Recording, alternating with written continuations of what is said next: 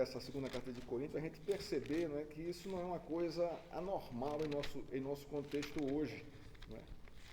Não pense que pastorear é uma coisa fácil. Né?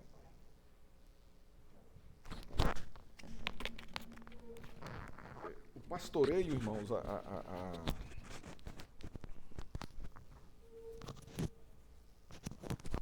a liderança pastoral de uma igreja não é uma coisa, não é tão fácil como se pensa e tão simples como se parece. Porque nós tratamos com vários tipos de pessoas, vários pensamentos, várias posições, várias ideologias, né? E isso chega ao ponto de haver um confronto disso aí, tanto fora da igreja, não é? Quando eu digo fora da igreja, fora da liderança da igreja, como também dentro da liderança da igreja, não é? Porque são cabeças diferentes. Né? Então, o que nós vamos ver aqui em 2 Coríntios é justamente a Paulo, né, se justificando e justificando o seu ministério dentro da igreja, porque a igreja desconsiderava, né, o seu apostolado e a sua liderança. Né? Mas hoje nós vamos tratar de um outro assunto. Abra aí a sua Bíblia, 1 Coríntios, capítulo 15. Estamos aqui, nós tratamos já dos dons a semana passada, né? E o capítulo aqui, o capítulo 14 encerra, Paulo ordenando aqui, né? Portanto, aqui ele conclui aqui a questão dos dons, dizendo: portanto, meus irmãos, procurem com zelo o dom de profetizar, que é o dom de pregar, não é? No contexto aqui. E não proíbam o que se fala em línguas, né? Tudo, porém, seja feito com decência e ordem. Então, Paulo conclui essa questão aqui dos dons espirituais da igreja de Corinto, né, com duas orientações básicas aqui. A primeira é que procure com zelo o dom de profetizar, o dom de pregar, de proclamar o evangelho, que não se proíbam aqueles que querem falar em línguas, contanto que haja quem interprete. Né? Línguas aqui não é línguas estranhas, né? O blá blá blá que nós ouvimos aí muitas vezes e a gente não sabe o que a pessoa está dizendo e nem a pessoa sabe o que está falando. Né? A igreja aqui tem ordem, tem decência no culto, então tem que haver quem traduza isso. E as línguas aqui são idiomas. A palavra no grego original é idiomas. Então, se alguém falar, se Deus usar alguém na igreja, que pode acontecer, eu creio nisso. Alguém usar aqui, levantar Deus aqui, está orando aqui, Deus tomar essa pessoa e ela começar aqui a orar em inglês, sem nunca ter estudado inglês? Pode acontecer? Pode. Mas tem que haver alguém que interprete para ser edificante, para ela que está orando e para a gente que está ouvindo, senão não tem valor nenhum. É como eu estar aqui e começar a orar em russo. Eu nunca estudei russo, mas Deus pode me dar esse dom e no momento aqui eu falar em russo. Mas vai adiantar de quê? Se ninguém traduz e se nem eu traduzo? Nada. Então Paulo manda isso aqui, né? Agora tudo seja feito com ordem e com decência, que os dois se manifestem na igreja. Mas com ordem e com decência. Então ele encerra assim o capítulo 14, falando sobre os dons. E ele vai abrir o capítulo 15 aqui com um tema muito tenso também naquele contexto. Né? Paulo vai trabalhar aqui a questão da ressurreição de Cristo e dos mortos em Cristo. Então, esse aqui é um tema central, né? Bíblico central em nosso contexto hoje. Né? Você crê na ressurreição dos mortos? É uma pergunta boa que a gente pode fazer. Né? E você pode dizer que sim, eu creio. Mas de que maneira você crê nisso? De que maneira você acredita, né, na ressurreição dos mortos? Né? Como é que isso vai acontecer? Então, Paulo, né, a igreja de Corinto tem uma crise muito grande com relação a isso. Por quê? Há alguns pontos aqui interessantes do contexto, né, aqui da história da igreja, né, que fez com que a igreja começasse a duvidar da ressurreição, tanto de Cristo como dos mortos. Mas o que foi que fez com que a igreja desacreditasse nisso? Né? Ou não colocasse fé, não é, na ressurreição de Cristo, nem na ressurreição dos mortos. Não é? Nós temos aqui, de cara, né, a influência do contexto filosófico grego-romano dentro da igreja. Essa é a grande questão. Quando a filosofia entra na igreja e começa a encontrar terreno fértil no coração dos crentes, irmãos, pode escrever, haverá apostasia. Não tem como. Não tem como. Se não for combatida, se não for exposta e desnudada, vai haver apostasia na igreja. Porque é muito mais fácil você crer numa mentira bem elaborada do que você crer numa verdade nua e crua. Então, o que é que está acontecendo aqui na mente da igreja de Corinto? A influência da filosofia grega sobre a ressurreição dos mortos. E o que é que essa filosofia dizia? Primeiro, a morte extingue completamente a vida. Para a filosofia grega, não havia vida eterna. A gente vai saber a gente vai ver o que é que havia para ele. Então, morreu, acabou. Não tem como. Então, se morreu, acabou, então não tem como eu crer que Cristo ressuscitou dos mortos. Porque a filosofia diz que morreu, acabou. Finalizou a vida. Então, eles faziam essa ligação. Se a filosofia diz isso, e Paulo está pregando que Cristo ressuscitou, então, olha, tem alguma coisa aí que está errada. Segundo, eles acreditavam, numa vida após morte, uma vida imaterial, não é? Sombria no mundo dos mortos. Então eles criam dessa forma, não é? Que a vida em si, acabou. Mas que após a morte, há uma existência imaterial, né, no mundo dos mortos. Isso eles acreditavam. Ninguém volta. Então eles não acreditavam nisso, ninguém volta da morte para a vida. Se morreu, a vida material acabou. O que existe é uma vida, é uma existência sombria no mundo dos mortos. Eles acreditavam nisso, não é? E também acreditavam, que a vida após a morte era uma fábula, como tinham lá as fábulas, escritas pelos autores gregos, né? Então, essa filosofia entrou na igreja e eles passaram a duvidar do Evangelho, a duvidar da pregação de Paulo e a duvidar da ressurreição de Cristo, não é? Então, vamos lá, Coríntios capítulo 15, verso 1. Irmãos, venho lembrar-lhes o evangelho que anunciei a vocês, o qual vocês receberam e no qual continuam firmes. Então, Paulo vai relembrar ao coração deles a mensagem do evangelho. E qual é a mensagem? Qual é a maior mensagem do evangelho? Qual é a maior mensagem? O evangelho se sustenta por que fundamentação?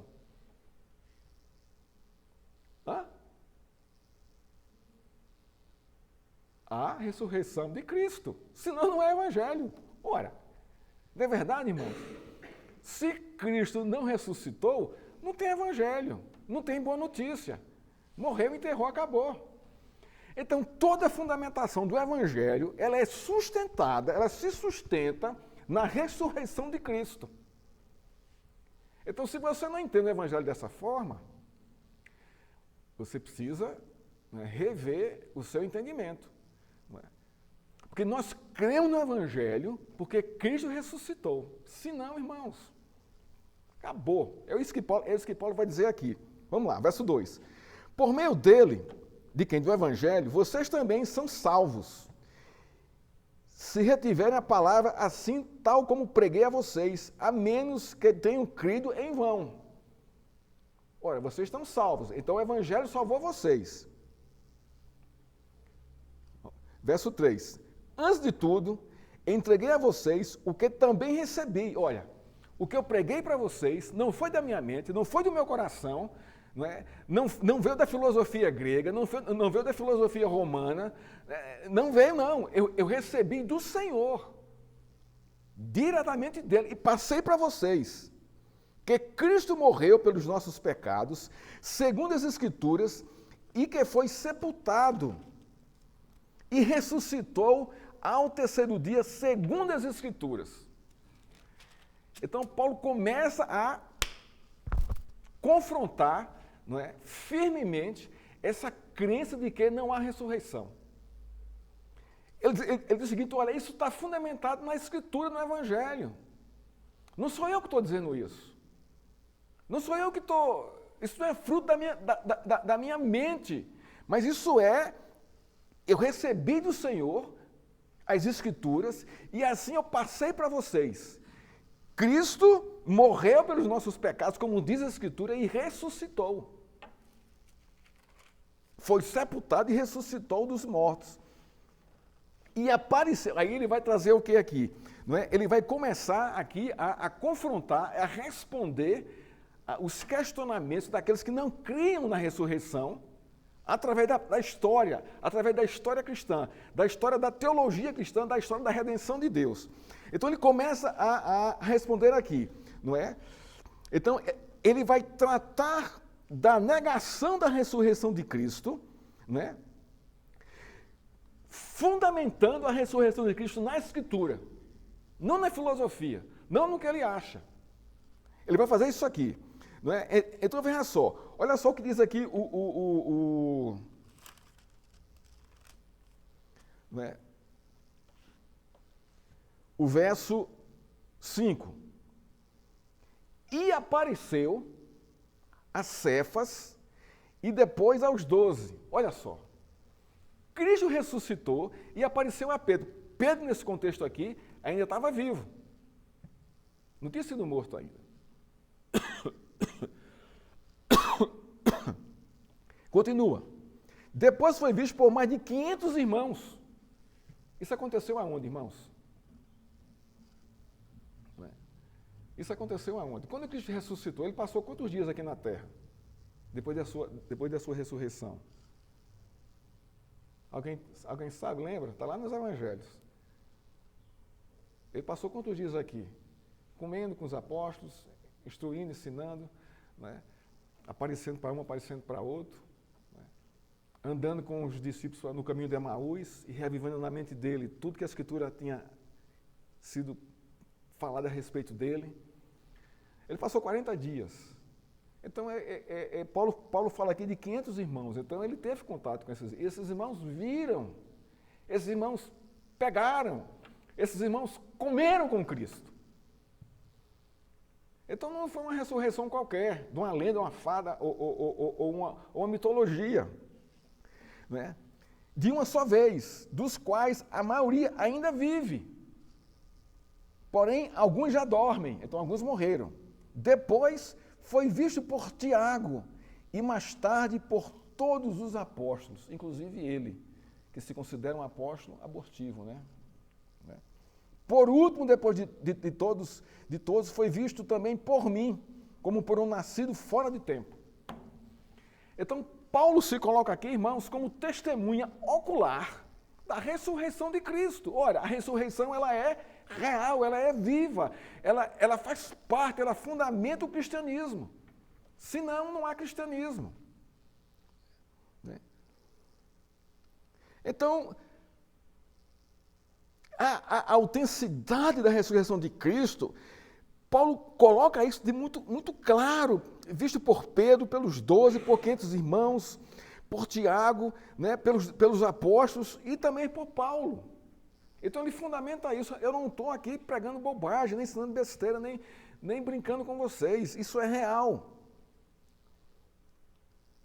O verso 9, porque eu sou o menor dos apóstolos, e nem mesmo sou digno de ser chamado apóstolo, pois persegui a igreja de Deus. Mas, sempre tem um mais na história, irmãos, na nossa história.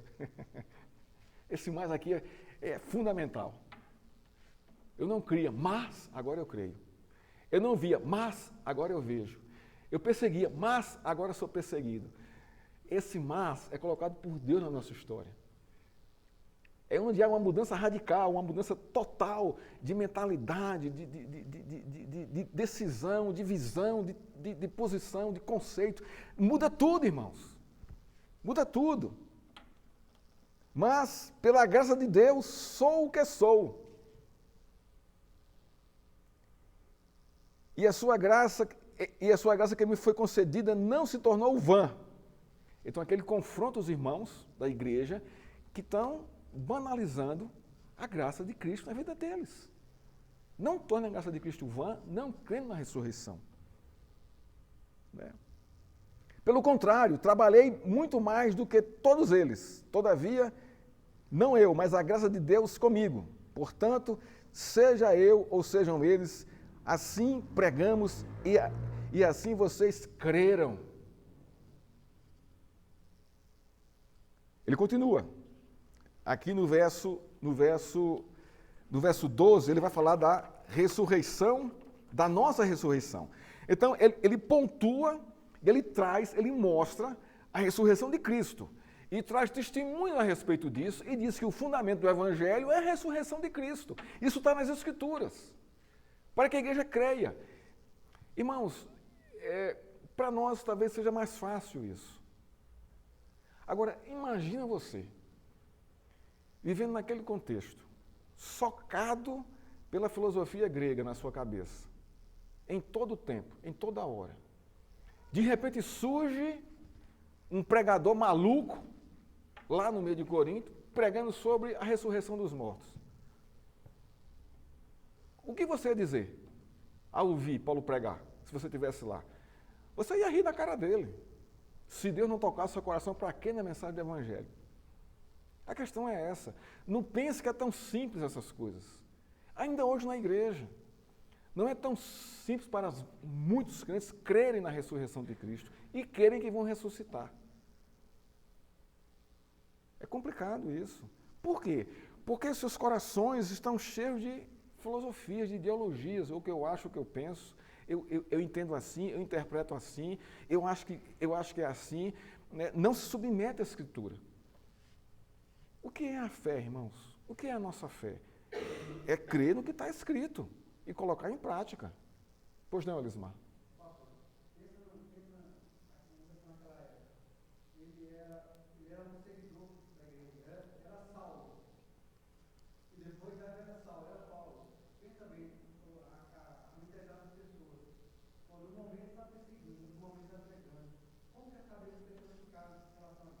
Espetacular a sua colocação. Espetacular. Paulo conhecia esse mundo aqui. Ele era romano. Justamente, era outra crise também.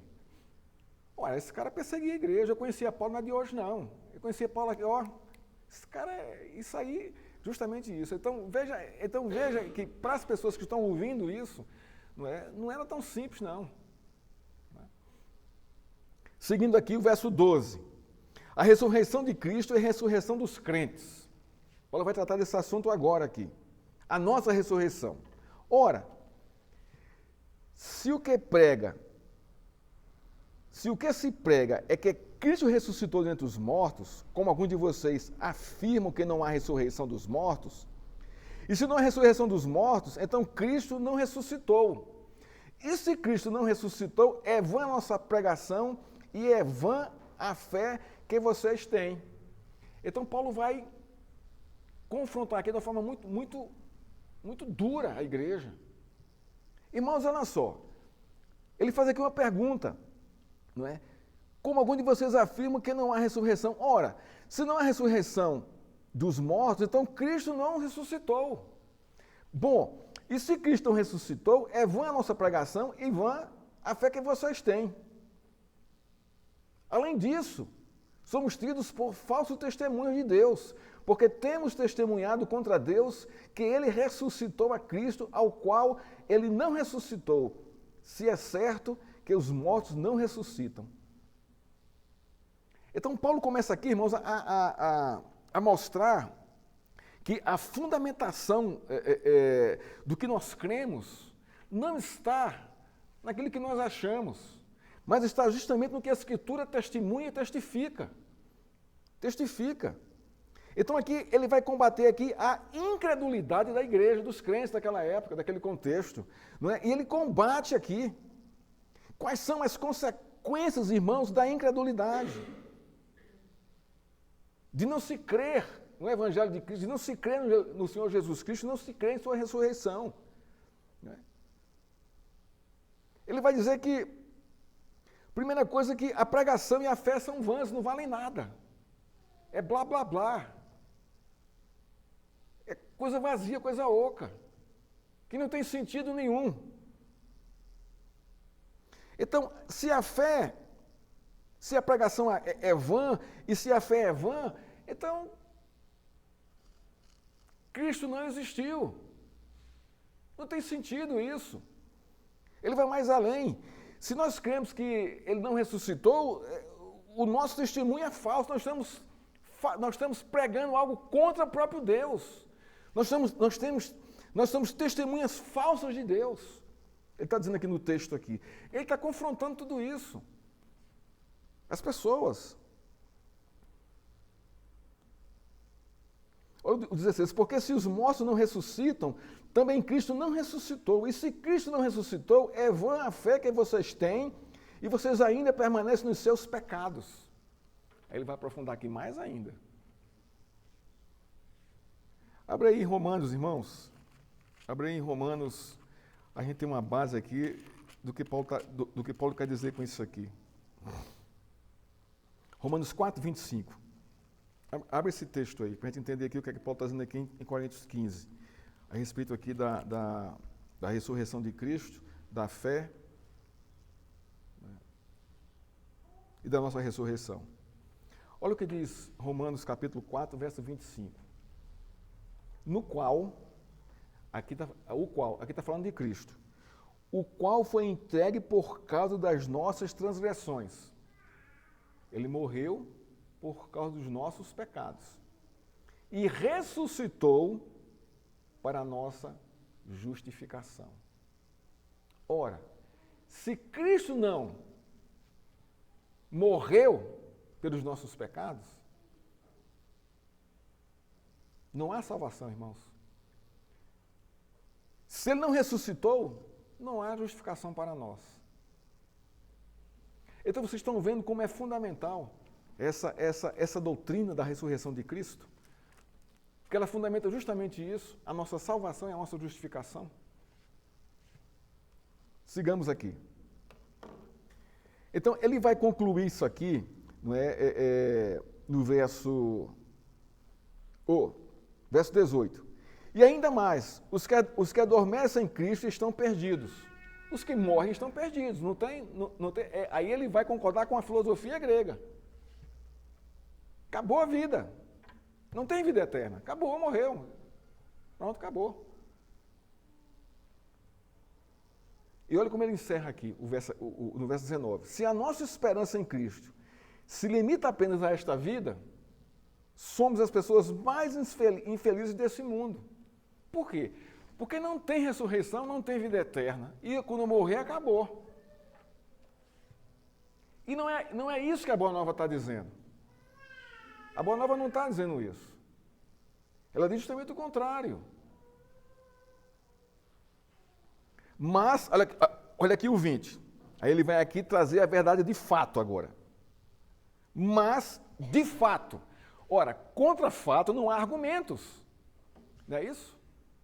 Marina sabe disso, né? Que é advogada, né? Sabe bem como é a lei, né? Se você foi preso em flagrante, não tem como você argumentar que não estava ali, que não fez aquele negócio. Porque o fato ali anuncia, pontuou que você fez aquilo e que você estava ali. E não tem argumento contrário que vai derrubar isso aí. Então, contra fato não há argumento. Então, de fato, mas, olha, eu uso mais aqui, mas, de fato, Cristo ressuscitou dentre os mortos. E essa é a nossa esperança, essa é a nossa alegria. Irmãos, qual é a expectativa da sua vida? Ou aonde está a expectativa da sua vida? Essa é a pergunta mais correta. Aonde é que está? Ou o que motiva a sua vida? É o seu trabalho, são os seus sonhos? Isso faz parte. Isso é bom, isso é saudável. Mas isso não é a fundamentação. Porque o seu trabalho e os seus sonhos dependem da fundamentação central da nossa vida. É que nós vamos ressuscitar. E nós estamos aguardando esse dia.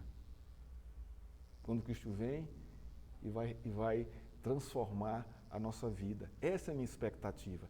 Então, o meu trabalho e a minha vida está em função disso. Isso move a minha vida, isso motiva a minha vida. Deus vai me ressuscitar, Deus vem me buscar. Mas enquanto Ele não vem, eu vivo nessa expectativa em santidade, até o dia que Ele volte. Deu para entender, irmãos, o que é que Paulo está dizendo aqui? Mas, de fato, Cristo ressuscitou dentre os mortos, sendo Ele as primícias dos que dormem. Olha só, Cristo é as primícias, é o primeiro. Ele é o exemplo, Ele é o protótipo, Ele é o tipo, Ele é o referencial da nossa ressurreição.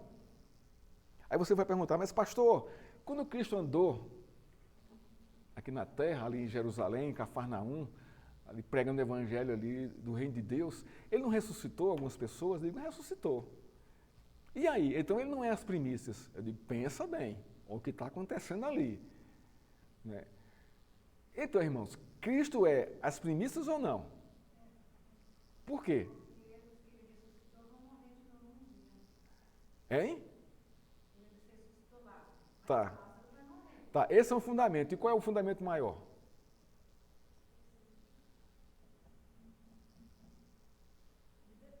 Não. Não. Quando Cristo ressuscita, né, o que é que acontece com as mulheres que querem abraçar? O que é que ele diz para ela? Né?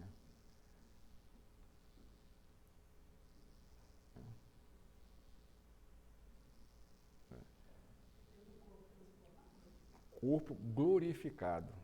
Então, ele é as primícias da ressurreição com o corpo glorificado. Por isso que ele é as primícias. Não é? O filho da viúva de Naim, ele ressuscitou Lázaro, né? Mas esses não ressuscitaram com esse mesmo corpo. Não com o corpo sem pecado, glorificado. Oi?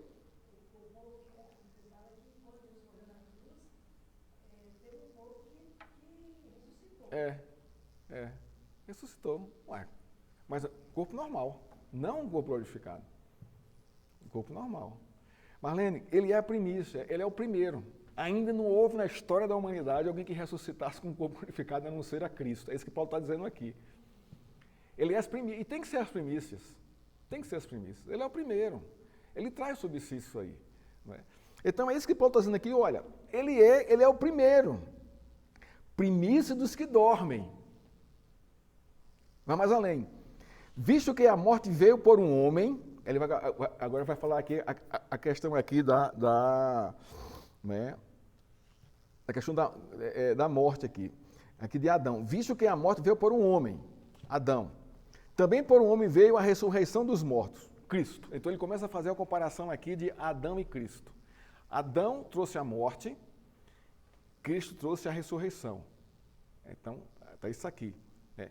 Adão, o Cristo imperfeito, e Jesus, o Cristo perfeito. Né? Então, está aqui. Ele está pontuando isso aqui, né? Que a causa da morte é Adão. Né? Porque assim como em Adão todos morrem, isso é um fato, que é o juízo de Deus. Todo mundo vai morrer. A não ser que sejamos arrebatados. A não ser que sejamos... Mas o fato aqui é que todos vão morrer. Mas, assim também, todos serão vivificados em Cristo. Todos morrem, mas são vivificados em Cristo. Tornam a viver, tornam a vida em Cristo. Cada um, porém, na sua ordem. Cristo as primícias, depois os que são de Cristo, na sua vinda. Então ele começa a pontuar aqui para a igreja, não é? A questão da ressurreição, o motivo da ressurreição, o centro da ressurreição, quem é o foco da ressurreição, qual é o exemplo que nós temos da ressurreição e a ordem da ressurreição. Ele foi o primeiro. E aí, depois vem a sua igreja. Vem a sua igreja. As primícias, depois os que são de Cristo na sua vinda. E então virá o fim. Quando ele entregar o reino ao Deus Pai, quando houver destruído todo o principado, bem como toda a potestade e poder. Porque é necessário que ele reine até que tenha posto todos os inimigos debaixo dos seus pés. O último inimigo a ser destruído é a morte. A morte foi destruída? Hein? Sim ou não? Não, não foi ainda. Mas vai ser. Vai ser destruída. Porque ele sujeitou todas as coisas debaixo dos seus pés. E quando diz que todas as coisas lhe estão sujeitas, certamente exclui aquele que tudo lhe sujeitou, Deus, seu Pai. Continua. Quando, porém, todas essas coisas lhe estiverem sujeitas, então o próprio Filho também se sujeitará àquele que todas as coisas lhe sujeitou, para que Deus seja tudo em todos. Isso aqui é a consumação do século, da história. Não é? Ele bota aqui a ressurreição, apontando para o fim da história, apontando para o que vai acontecer nesse contexto total, né? Que Cristo vem, vencerá, ele reina, ainda continua reinando, não é? Sobre a terra, sobre a vida, mas ele vai pôr, o último inimigo a ser vencido é a morte, e vai acontecer quando todos ressuscitarem aqui, não é? E aí ele vai entregar o reino, né? Que foi lhe dado pelo Pai, ele vai devolver ao Pai. E o Pai vai colocá-lo ele como Senhor dos Senhores, Rei dos Reis, sobre todo esse reino, não é? Não é? Então aqui, vamos lá. Vamos pular para o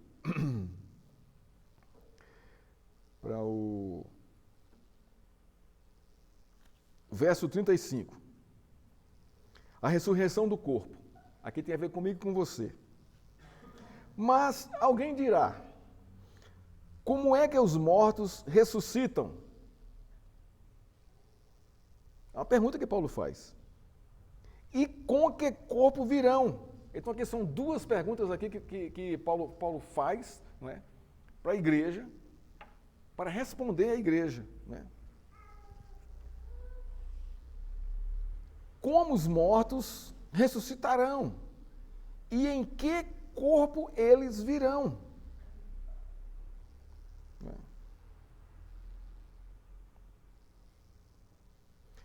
Agora vá para o verso 42 para a gente pegar aqui a primeira resposta.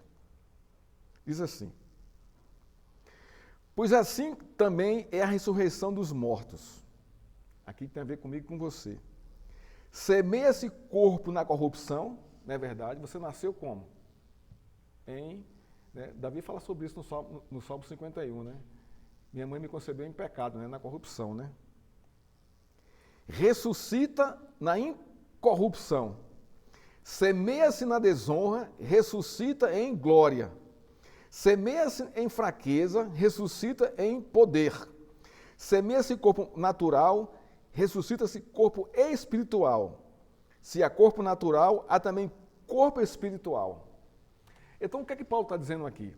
Ele está fazendo aqui, justamente separando aqui a vida natural e a vida espiritual. E na ressurreição, nós vamos ter um corpo espiritual, mas um corpo espiritual. Não é uma existência sem forma. Nós vamos ter o nosso mesmo corpo. Nós vamos ter a nossa mesma estrutura corporal. Agora, a matéria que isso vai ser, eu não sei. Paulo fala aqui de corpo espiritual, assim como Cristo era. Ora, se os discípulos reconheceram Cristo, né, após a ressurreição, então a gente começa a pensar que não vai haver muita mudança fisionômica na ressurreição, na nossa ressurreição. Eu vou conhecer Marlene, eu vou conhecer o Tiago, eu vou conhecer a Marina, eu vou conhecer o Sandro. Por quê? Porque Cristo foi conhecido. Então, se ele é as primícias, então nós todos vamos ser iguais, da mesma forma, da mesma substância da qual ele foi ressurreto. Esse é o ponto aí. Não vamos ser deuses, não vamos ser igual a Deus, não tem como, porque nós temos um corpo, Deus não tem corpo. Não é? Cristo, irmãos, como é que Cristo está hoje no céu? Qual é a forma que ele está no céu hoje? Hã? Um corpo glorificado. Ora, mas como é que ele pode estar num corpo glorificado e no mundo espiritual? Não é uma pergunta, né, intrigante essa, né? Mas essa é a realidade. Cristo, quando subiu aos céus, irmãos, ali em Atos, né, na sua a ascensão ali, ele sobe com o corpo que ele foi ressurreto. Ele sobe com Cristo hoje está em um corpo. Veja só, tamanho é o seu amor. Que ele limitou-se. Ele não deixou de ser Deus. Ele continua sendo Deus, mas ele tem um corpo hoje, coisa que ele não tinha antes. Coisa que ele não tinha antes. E como é que Cristo está em nosso meio hoje? Corporalmente? Não, ele não pode fazer isso. Ele não pode estar corporalmente aqui e lá em Belo Horizonte. Mas ele está através de quê? Do seu Espírito. Aí ele pode. Aí ele faz. Aí ele se faz. Tanto lá como cá. Então, Cristo, irmãos, está hoje com o corpo glorificado nos céus. É diante de Deus. Isso é um mistério assim que a nossa cabeça não tem como entender isso. Não é? Vamos lá, vamos seguir aqui. Então,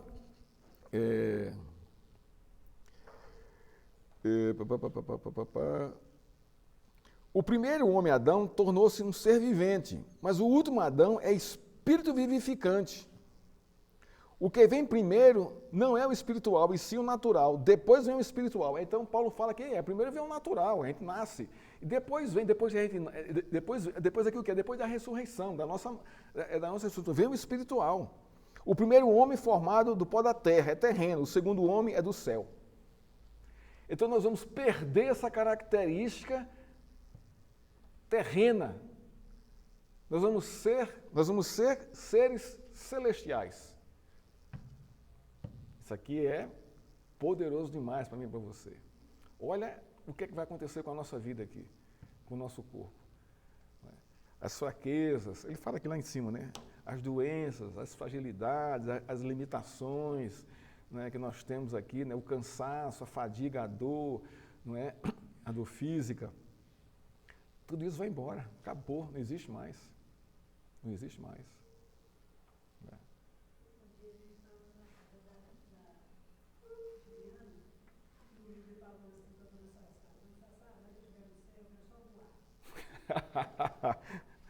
Eu não sei se ele vai poder voar.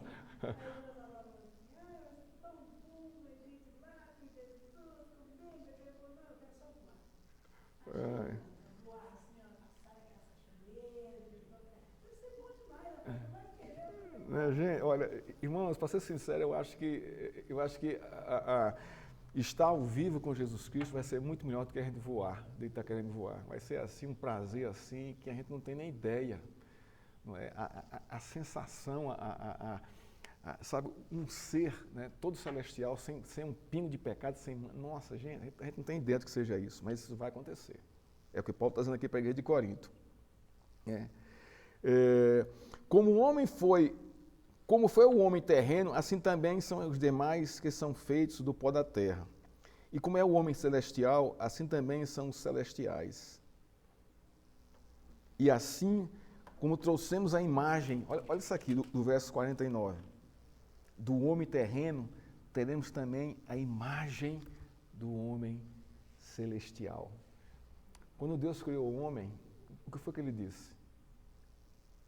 Começando com a Trindade, façamos o homem a nossa imagem, conforme a nossa semelhança. Irmãos, nós vamos ter mais do que isso. Que nós vamos ter aqui, ó, a imagem do homem celestial. Essa é a promessa. Essa é a realidade. Essa é a mensagem do Evangelho. Essa é a mensagem de Boa Nova. De Boa Nova. Como é que isso vai acontecer? Como isso vai acontecer, pastor Paulo? E Paulo vai aqui ensinar a igreja lá de Corinto. A partir do verso 50.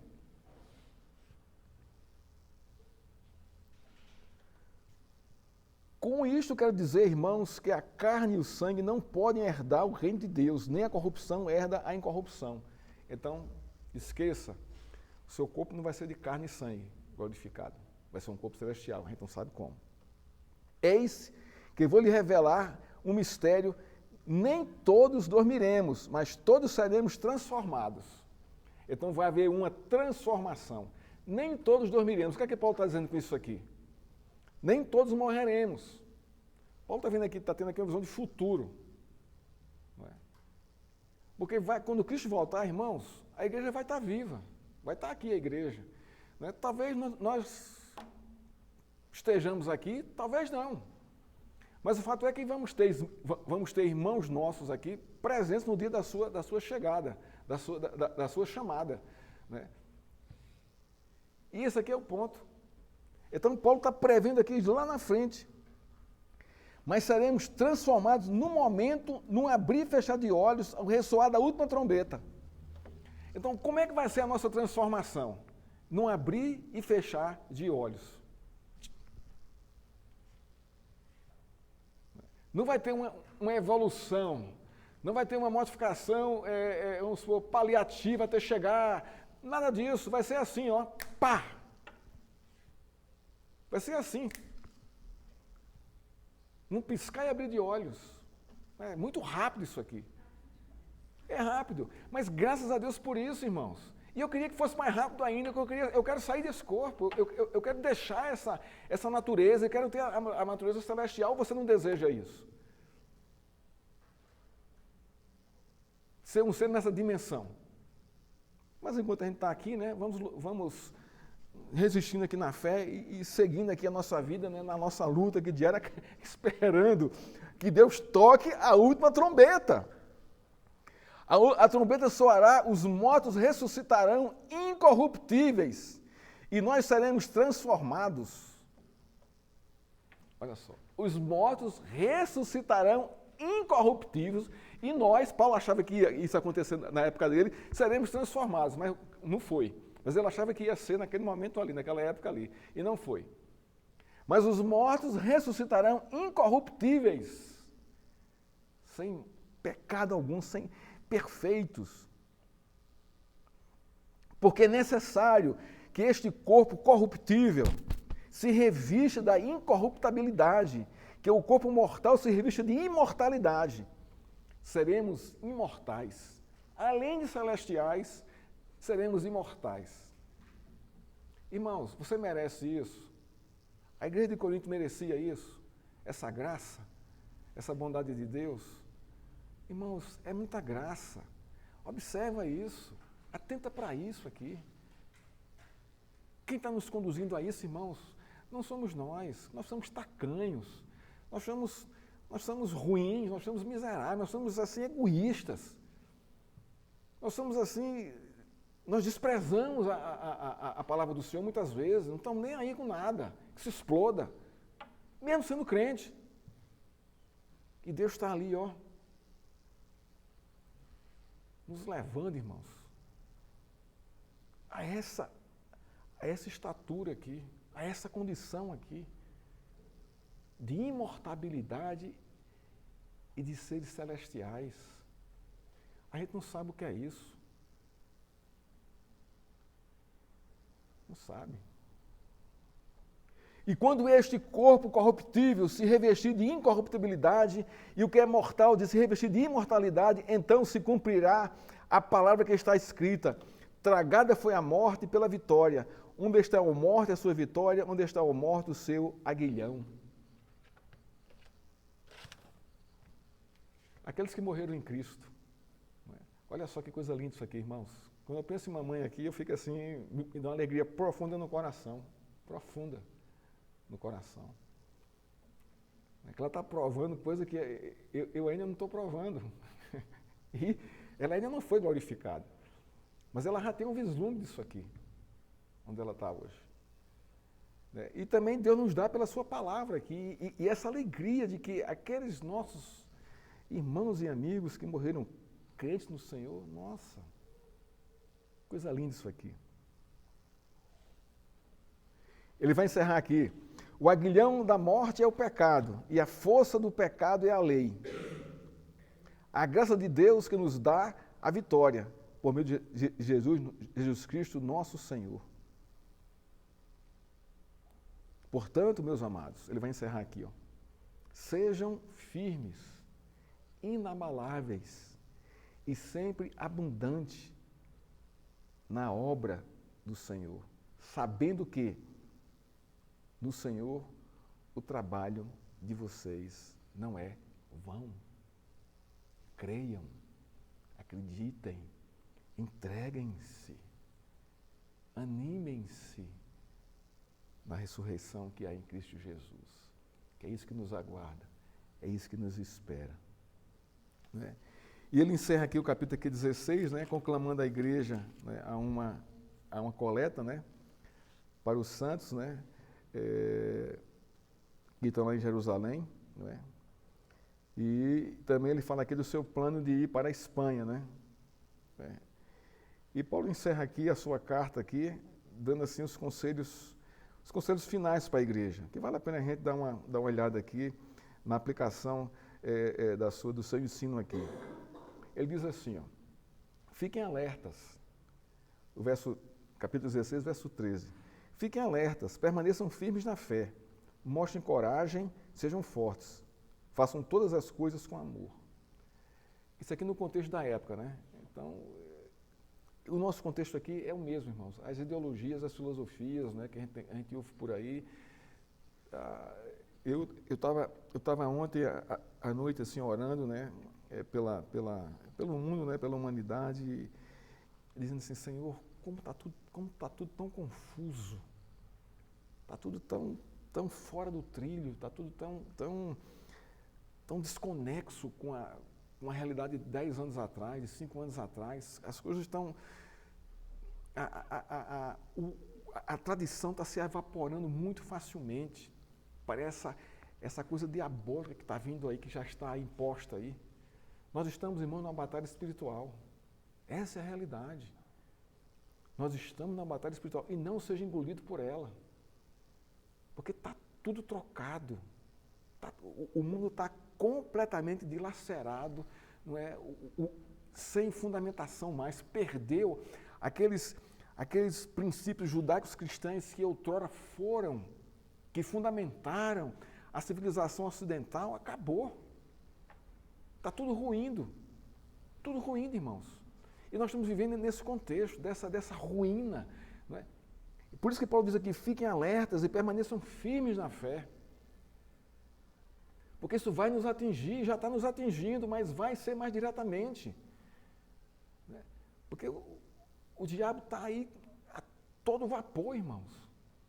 Isso vai nos atingir, isso vai bater na nossa porta, por causa da nossa tradição cristã, judaico-cristã, por causa da nossa fé em Cristo Jesus.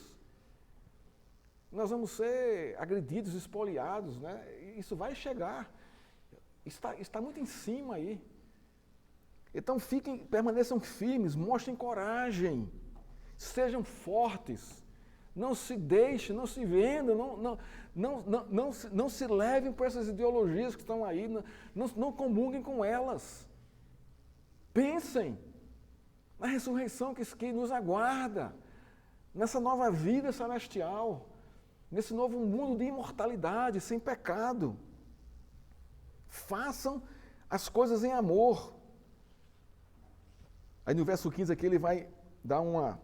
E agora, irmãos, eu peço a vocês o seguinte, os membros da casa de Estéfanes são as primícias da Acaia, eles se consagraram ao serviço dos santos, portanto, sujeitem-se às pessoas como eles, bem como a todos aqueles que é cooperador e obreiro, sujeitem-se às autoridades fiéis, cristãs, que são maduras, que têm fundamentação bíblica. Alegro-me na vinda de Estéfanas, e Fortunato e Acaico, porque eles supriram o que faltava da parte de vocês, porque trouxeram refrigério ao meu espírito e ao de vocês também. Deem o devido reconhecimento a homens como estes. Ele vai encerrar aqui, saudando aqui a igreja. As igrejas da província da Ásia mandam saudações. Também a Áquila e Priscila mandam cordiais saudações no Senhor, juntamente com a igreja que se reúne na casa deles. Todos os irmãos mandam saudações, saúde uns aos outros com um beijo santo. Eu, Paulo, escrevo a saudação de próprio punho. Se alguém não ama o Senhor, seja anátema. Maranata. A graça do Senhor Jesus esteja com vocês. O meu amor esteja com todos vocês em Cristo Jesus. Olha que coisa, que carta amorosa é essa. Assim, irmão, nós encerramos aqui a nossa carta de 1 Coríntios, escrita por Paulo, para tratar dessa igreja de assuntos fundamentais, né? Exortar e corrigir a igreja, né, dos seguintes desvios doutrinários: a imoralidade, o problema da divisão com a igreja, as facções, a desunião da igreja, o egocentrismo da igreja, não é?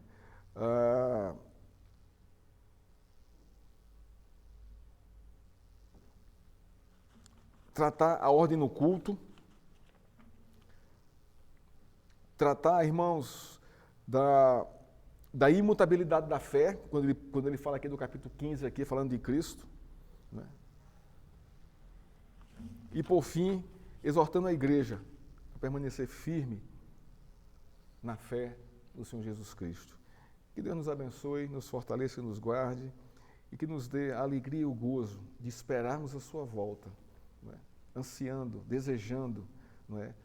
A restauração do nosso corpo e uma vida e a nossa imortalidade.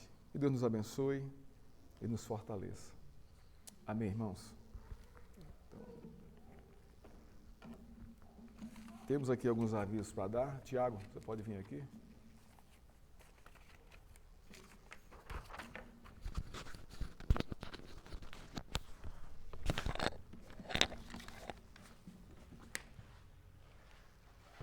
Bom dia, irmãos. Dá 2 avisos apenas. Lembrando que no sábado que vem, às 19 horas, nós teremos o encontro dos casais. Vai ter um caldo aqui também, todos estão convidados. Convide pessoas também para vir. Tem uma arte que vai ser divulgada hoje ainda no grupo da igreja, assim, para vocês compartilharem, para